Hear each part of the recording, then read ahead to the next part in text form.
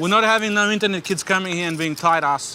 All right, and you're gonna play every hand. We're gonna get that across right away. I got it across and that was right. You're gonna play every hand here. You don't come here and play tight, okay? Okay. Come on internet you play like in 1 second. And when you come here now, you come to my game and you're wasting my time. Amanda, bring a tricycle. These kids are coming here, taking me on. Tony, calm down, please. All of this fighting that we just saw culminates in the hand we are taking a look at today. Our hero is holding ace-jack offsuit and has already raised to $2,500. Let's see where his aggression will take him and us.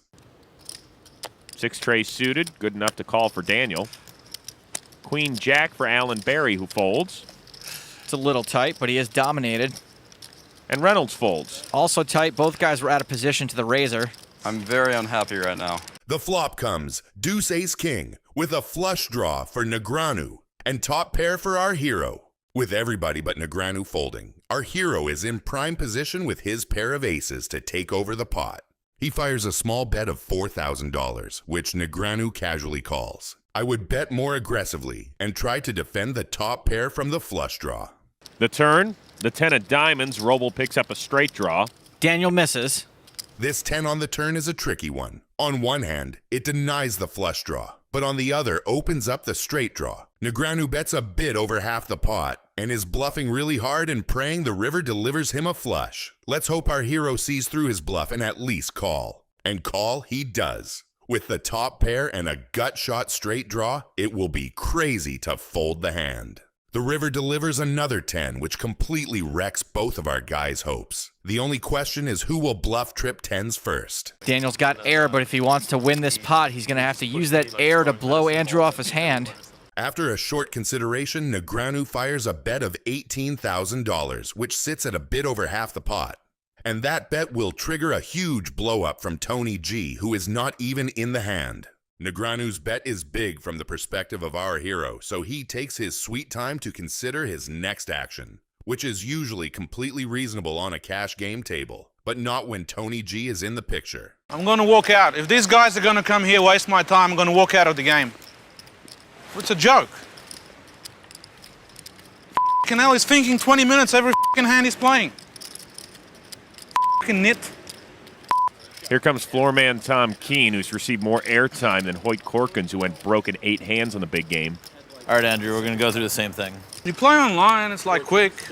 2 seconds, bang, bang, they're pressing buttons. They come here, they freeze up.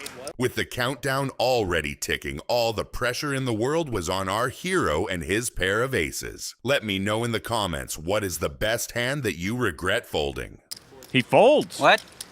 Phil Hellmuth is looking down on pocket nines. He is mostly up against celebrities, but even in those situations, people find ways to make him tilt, and Mr. Beast won't be an exception. Now he picks up the hand that won him his first World Series of Poker main event.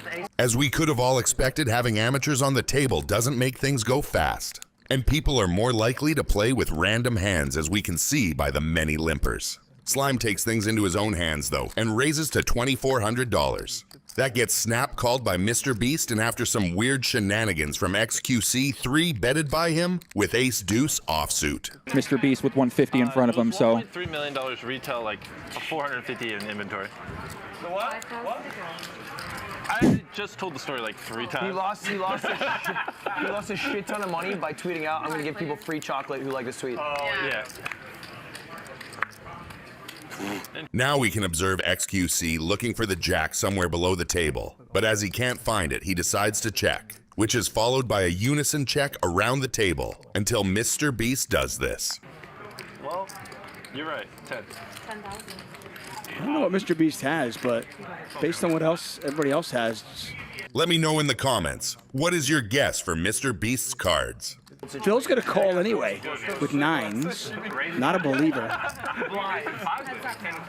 The turn brings the 8 of diamonds, which I don't really know how to feel about. Not knowing Mr. Beast's cards, he might have a straight or a flush draw, and I bet Phil Hellmuth is getting more and more heated with those pocket 9s. After you see Phil Hellmuth's blow up, make sure to rate it in the comments from 1 to 10 of how crazy it was on the brat scale. He has probably something good, and he wants me to bet. But I kind of want him to bet as well, so it's fine. What's your call? You bet. 25. Do you make 2 pair? 10-3? All right, that counts. Okay. I mean, I have a queen, so you probably have a king. You got a queen? You got me. Yeah.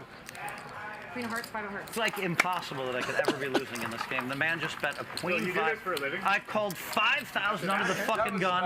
I gotta have 9s or above, and he bet a queen 5 for value on the river. Phil Ivey is looking down at 10-9 offsuit, but he's up against Doug Polk, who's raised to 55,000 with ace-4 offsuit. Ivey makes the call, and even though this is not the best hand to call out of position with, against an aggressive opponent like Polk, Ivey knows there's value in keeping his range wide. It makes him tougher to read and sets up opportunities to pick off bluffs later. Ivey flops top pair on a relatively dry board, but against Polk's wide raising range, it's not a hand he's looking to blow the pot up with right away. Top pair with a medium kicker plays best as a pot control hand, letting Polk keep betting with his bluffs and weaker holdings. By not overplaying it, Ivey keeps his range balanced and gives himself room to navigate later streets. Next behind Ivey.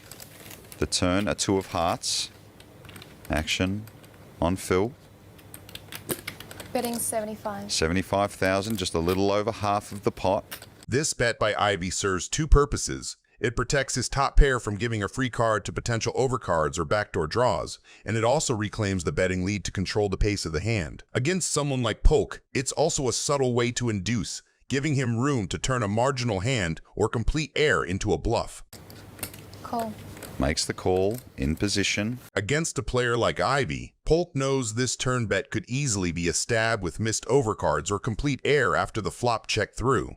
By calling, Polk keeps Ivey's bluffs in play, sets himself up to potentially take the pot away on the river, and makes sure he's not getting run over in position. The river is a 6 of clubs, so Ivey's pair of 10s are best. Action is on Phil. Can't really bet too much. He's bet the pot. Betting 200. You're right, Joe. 80,000. Raised to 580. Wow, this is a surprise. He's made a raise here. Do you think this was a good time to bluff for Doug Polk? Let me know down in the comments. There it is. He makes the call, so he will win a big pot. He almost looked a bit surprised there. Negreanu is holding pocket 5s and he's raising to 95,000. He's up against the legends Tom Dwan with pocket 9s and Phil Ivey with pocket 10s. Over to Tom Dwan. That's not a hand Dwan would fold. Not against Daniel. And definitely not in a $250,000 buy-in. Tom looks like he's thinking, I'm pretty sure he shouldn't flat and trap, but rather crank up the pressure early. Dwan has just made a call with pocket 9s. Perhaps at another time he might have raised. Oh, check this out. Phil Ivey's picked up pocket 10s. Yeah, I'm and pretty he's surprised. Just called. Yeah, I'm pretty surprised by the flat call from Phil. It's usually a spot where you'd like to squeeze, especially the fact that he's on the button. It's going to look pretty fishy and quite possibly have someone play back at him. Ike Haxton folds. The flop comes 3 queens 6, 2 spades. Negreanu opened with pocket 5s, whiffed the flop completely, and now he's first to act on this board, with Dwan and Ivey behind him, who are not exactly known for playing nice when they smell weakness. Misses all of them. A check from Daniel. This will be interesting. I don't think any of the three of them are going to be too thrilled with that flop, to be honest. Queen's certainly in the calling range of Tom and Phil. Hands like King Queen, Ace Queen. I expect Phil will just check this back as well. Phil does. We'll see a turn. The turn is the 4 of clubs, and things are starting to line up for some sneaky draws. No one took a stab on the flop, which means this pot's still up for grabs, and Negreanu knows it. And given the fact that he was a pre-flop aggressor, both players have checked back the flop. He does take a stab. Dwan isn't just thinking about his cards. He's scanning Daniel and Phil like he's picking up frequencies. These guys are playing poker on a different level. Every glance, every pause, every chip toss. There's a language here only the elite understand, and Dwan is fluent. I think Tom is more than happy to peel one here with 9s. He's got to assume that Daniel's going to bet a queen on the flop there. Well, he's got his eye on both Daniel and Phil, looking at across the table to both players, and he smooth calls here. So round to Phil Ivey, and this is a tough spot. Even though he does have the best hand, it's probably correct to fold. Yeah, well, Phil Ivey kind of stuck there. Tom Dwan now eyes only on Daniel Negreanu, and the river's a 2 of hearts. And Daniel gets there. Oh, Daniel checking. He's going to try and trap him. And look at this, it might work. Dwan reaching for chips. I check. Oh, wow, Tom Dwan checks. Daniel not happy. I don't bet my friends, you know? Yeah, okay, my friend. Wow, Dwan's really relieved. Negreanu is looking down on pocket deuces. Luca opens to 30K with pocket nines, a bread and butter early raise that covers a wide band of low and middling boards and pressures the offsuit broadways behind him. The hand wants callers who show up with overcards and then miss. It also doesn't mind playing smaller pots where it can value bet cleanly across safe runouts. Negreanu flat calls with pocket deuces. Small pairs love this configuration. He has position to control price. Stacks are deep enough to realize implied odds, and keeping it single raise preserves all the set and wheel runouts that print against one pair. Turning deuces into a 3-bet would just funnel Luca into strong overpairs and invite a 4-bet. Calling keeps the deck wide and the story flexible. The flop comes low and connected, exactly the texture where the caller can credibly have all the sets and the occasional 4-2 or 6-5. Luca makes the routine range C-bet for 28K. On this board, the small size folds out pure air, taxes random overcards like ace-queen, and keeps worse-made hands honest without bloating the pot or polarizing his range. Negreanu's raised to 95K. From this configuration is perfectly believable. He's repping sets, 2-pair like 6-5 suited, and some straights.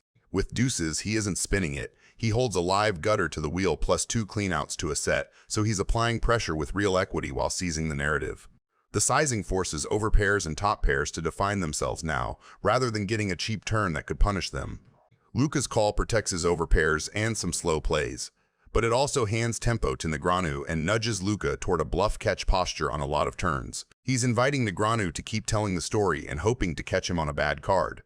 The turn pairs the 3 and Luca checks. It's a tricky card for both players. It slightly trims the number of set combos. Negreanu repped on the flop, while making overpairs feel a touch safer against bluffs and draws. Negreanu checks back. That's the disciplined pivot. Firing again would polarize on a card that dulls his set story and invites stubborn calls from exactly the hands he wants to move on the river. The river is the 8 of clubs, and Luca checks a 3rd time. After flop pressure and turn control, that 3rd check leaves his range heavy on single pair hands that hate facing a big ask. Daniel bets ridiculously big, 400K. Wow. And Luca folds. Goofy limps the big blind with King 10 suited. Limping protects his range, invites isolates from hands he dominates, and keeps the pot manageable out of position with a hand that plays cleanly post-flop. Nick Airball isolates to $1,200 from under the gun with Queen 9 offsuit. The raise pressures the limp, seizes initiative, and expects to realize equity against a single caller. Goofy calls. Suited Broadway is too strong to fold, too thin to 3-bet out of position, and calling keeps Nick's range wide. Goofy checks. On an ace high, 2-diamond texture, Nick is supposed to continuation bet often, so checking lets that happen. Nick obliges for $700, a small, range-driven stab that folds air and taxes random backdoors while leaning on his perceived ace advantage. Goofy check raises to $1,700. King 10 of diamonds is a premium semi-bluff, gut shot to Broadway, the King high diamond draw, and even a royal flush. Raising clears out weak queens and 5s to 9s, charges worse draws, and starts a pot that can realize maximum value when diamonds or Broadway materialize. Nick calls with middle pair and position, keeping bluffs in and retaining control of the pot size. Bang! The 3rd diamond lands and Goofy upgrades from a draw to the nuts. With his story perfectly coherent after the flop raise, he leads $2,000. Leading now Prince, worse diamonds pay, stubborn Queen X pays, and some Ace X talk themselves into continuing because the Jack is a counterfeit scare rather than a clean killer in their minds. Goofy goes for a small, irresistible value bet of $3,500. After check raise, lead, and a blank river, this size targets exactly what Nick shows up with most often. Makes the call. Royale with cheese. Royal. The loose cannon is looking down on pocket jacks. He puts in the re-raise to $4,200, and that single decision defines everyone else's incentives. From his seat, he is doing 2 things at once: value targeting the opener with a tight, high card-heavy range, and forcing the field to reveal how speculative they're willing to get at price. And Hashem, with a mid-pair, is taking the classic set mine plus pressure line. The price after a 3-bet is not perfect, but against 3 players, the implied odds get juicier, and 7s retain outs against almost anything. Okay, we all wasted time. We did our little, every one of us, we did the We know we're calling. Yeah. Whenever you call, everybody knew it was. We all know we're calling. It's just a little. We're trying to be like Jennifer Tilly there a little bit. Actress. Oh yeah. The loose cannon has just connected in the strongest way possible and chooses stillness over fireworks. He does not need protection on this texture, and in a four-handed pot, any bet from the pre-flop aggressor looks so credible that it will vacuum the air out of the room. By checking, he invites stories to bloom from worse hands and gives the field a chance to stab into a board they should attack. The turn brings the 4 of hearts, barely nudging ranges, and the checks roll to Hashem. Now he fires 12,000, smart, targeted pressure. He is keying on the universal fear of trips, punishing capped checkbacks, and leveraging position to buy folds from ace highs and small pairs that hate life facing 2 streets. That's what you did last time. When? 12,000. Last night, Hashem bet 12-5 on the river against the loose cannon. Ken made the call with queens, and Joe showed him 2 pair to take it. It was 12,500 last time. Frankowski just calls. Note the elegance. Raising here collapses Hashem's bluffs and isolates only better or folding hands. Calling keeps the net wide, disguises strength, and lets Hashem talk himself into bigger numbers on rivers that do not change much. River is the deuce, another brick, and Hashem does the unthinkable. I'm all in. He's all in. Call. 4 jacks, I guess.